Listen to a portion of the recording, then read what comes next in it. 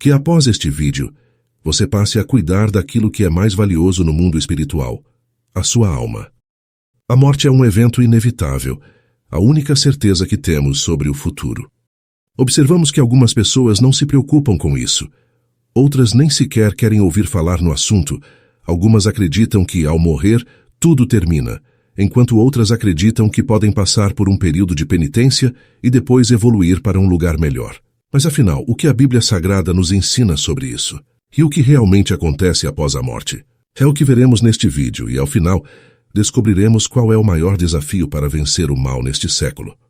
No livro de Eclesiastes, escrito pelo rei Salomão, no capítulo 12, versículos 6 e 7, está escrito: Antes que se rompa o cordão de prata e se quebre o copo de ouro, e se despedace o cântaro junto à fonte, e se quebre a roda junto ao poço, e o pó volte à terra como era, e o espírito volte a Deus que o deu.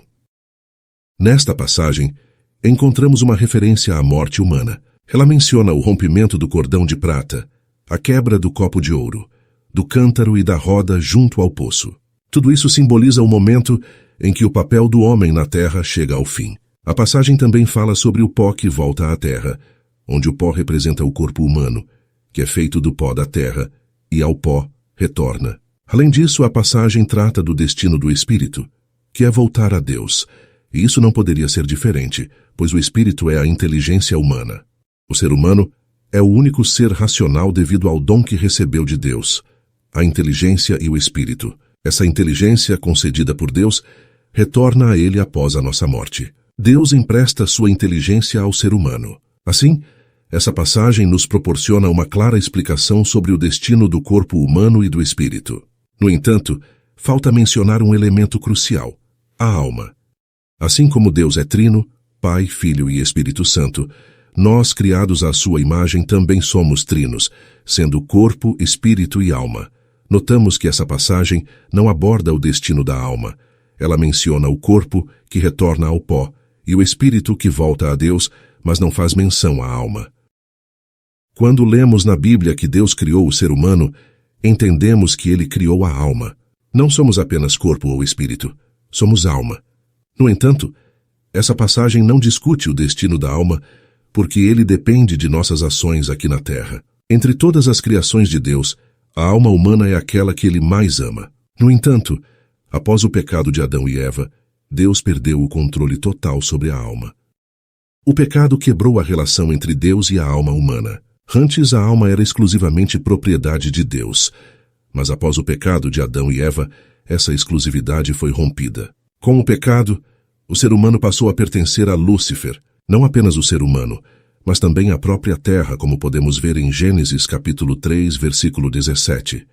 E disse ao homem: Porque ouviste a voz de tua mulher, e comeste da árvore que eu te havia ordenado que não comesses, maldita é a terra por tua causa. A terra tornou-se maldita, assim como o ser humano, pois este passou a obedecer ao diabo, tornando-se propriedade do mal. O pecado de Adão e Eva resultou na perda do ser humano por Deus para as trevas, ou seja, toda a alma passou a ser do diabo. Para resolver esse dilema, Deus iniciou o plano da redenção desde os primórdios no Jardim do Éden. Jesus abriu o caminho para restaurar a exclusividade de Deus sobre o ser humano. Antes do pecado, o diabo não tinha poder sobre o ser humano. Não podia nem tocar em Adão nem em Eva. Ambos eram exclusivamente propriedade de Deus, vivendo em total obediência ao Criador. Quando nos convertemos e escolhemos seguir Jesus como nosso Senhor, abandonando o mundo para viver em Cristo, restabelecemos o elo perdido por Adão e Eva e nos tornamos novamente propriedade exclusiva de Deus. E sendo propriedade de Deus, o mal não pode nos afetar. Existe uma batalha espiritual pela posse de nossas almas. Assim como no tribunal, onde se apresenta um documento que comprova a propriedade de uma casa por alguém, o diabo se apresenta diante de Deus, exigindo a posse de uma alma específica, mostrando os pecados cometidos pela pessoa. Aquele que peca se torna propriedade de Satanás. Quando alguém vive neste mundo seguindo seus próprios desejos carnais, ignorando a Deus e sua palavra, o diabo reivindica essa alma para si após a morte, e Deus, por justiça, deve concedê-la. Cada alma perdida por Deus para o diabo causa grande dor a ele. Ele sofre profundamente. Imagine criar um negócio com cuidado e ser enganado, tendo que entregá-lo ao golpista. Assim é para Deus. O diabo aplicou um golpe e, pela justiça, todos que não se voltam para Deus e não se separam das coisas deste mundo se tornam propriedade de Satanás. Portanto, o destino de nossa alma depende de quem escolhemos servir durante nossa vida. Se seguimos a palavra de Deus, pertencemos a Ele. Mas se vivemos na falta de perdão, na mentira, entregues aos vícios, no orgulho, na presunção, na arrogância, na inveja, se olhamos mal para tudo, ou seja, se vivemos neste mundo sem refletir sobre nossas ações diante de Deus, automaticamente nos tornamos propriedade do diabo. Se não seguimos a palavra de Deus, automaticamente seguimos o diabo. E o destino de nossa alma será junto ao Senhor, a quem, durante a vida, escolhemos servir. Podemos concluir que, após a morte, existem duas possibilidades. Ou os anjos de Deus vêm nos buscar, ou nossas almas são levadas para o inferno pelos demônios do diabo. Não se iluda. Não existe purgatório e não há chance de escapar do inferno. A escolha é feita em vida, não na morte. Se alguém morre negligenciando a Deus, seu destino na eternidade não será com ele. É por isso que Deus sacrificou seu próprio Filho por nós, para nos oferecer uma oportunidade.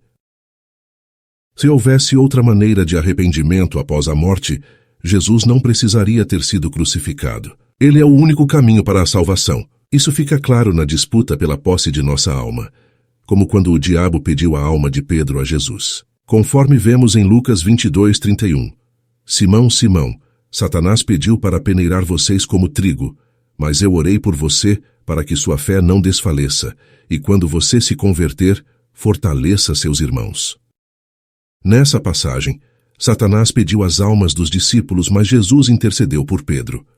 Pedro acabou negando Jesus 3 vezes depois disso, o que daria a Satanás direitos sobre sua alma. Jesus, sabendo disso, intercedeu por ele junto ao Pai. Meus amigos, Jesus é nosso advogado e intercede por nós, tanto naquela época quanto agora. Por isso, decida segui-lo, pois o destino de sua alma está em jogo. Cuidado, uma vez no inferno, não há retorno.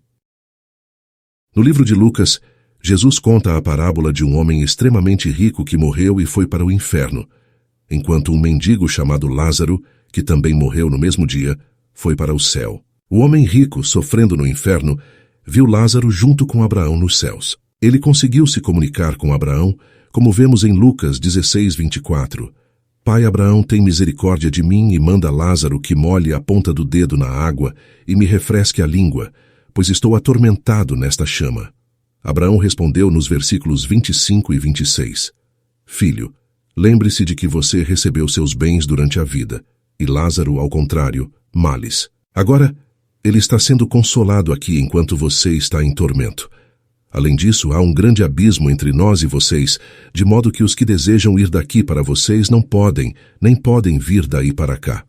É importante entender que o homem não estava no inferno por ser rico, nem Lázaro no céu por ser pobre. Isso não determina o destino espiritual de alguém. A Bíblia menciona que Abraão era muito rico e agora está no céu. No entanto, Abraão foi um homem rico que viveu em obediência a Deus, ao contrário desse rico que teve tudo, mas desprezou a Deus durante sua vida. Na passagem vemos que o homem rico pediu a Abraão: Pai Abraão, tem misericórdia de mim, e manda Lázaro que molhe na água a ponta do seu dedo e me refresque a língua. Isso mostra que, após a morte, a primeira coisa retirada é o livre-arbítrio, o poder de decisão. Ele desejava beber água, mas precisava pedir a Abraão. Abraão explicou que havia um abismo entre eles, impedindo-o de acessar o céu e Abraão de acessar o inferno. Essa perda do livre-arbítrio é evidente quando o homem rico continua falando com Abraão nos versículos 27 e 28. Rogo-te, pois, ó Pai, que o mandes à casa de meu pai, pois tenho 5 irmãos, para que lhes dê testemunho, a fim de que não venham também para este lugar de tormento. Ou seja, uma vez no inferno não há retorno. Hoje você pode convidar alguém para ir à igreja e essa pessoa tem o livre-arbítrio para recusar, dizendo não quero, não vou porque não gosto, não aceito o que dizem. É a decisão dela. No entanto, quando os olhos se fecham e a alma se liberta do corpo, o dono espiritual da pessoa vem buscá-la. Se você se entrega a Deus, os anjos o levam para onde está Abraão. Mas, morrendo sem Jesus como intercessor, o anjo do diabo vem buscar sua alma. Talvez você pense diferente, imaginando que vagará livremente. No entanto, a Bíblia apresenta um destino claro para a alma após a morte. Ou junto de Deus ou diretamente para o abismo, o inferno. Não adianta clamar a Deus. Há um abismo, uma separação entre o reino de Deus e o reino do inferno. Cada decisão que você tomar após assistir a este vídeo, seja no trabalho, na escola, com sua família, consigo mesmo, todas essas atitudes podem aproximá-lo de Deus ou do inferno. O maior desafio para vencer o mal neste século é vencer a si mesmo. Não escolhemos nascer, mas podemos escolher nosso destino na eternidade. Gostou do conteúdo? Então não se esqueça de se inscrever no nosso canal e compartilhar com os amigos. Sua participação é fundamental para o crescimento da nossa comunidade. Até o próximo vídeo. Que Deus o abençoe.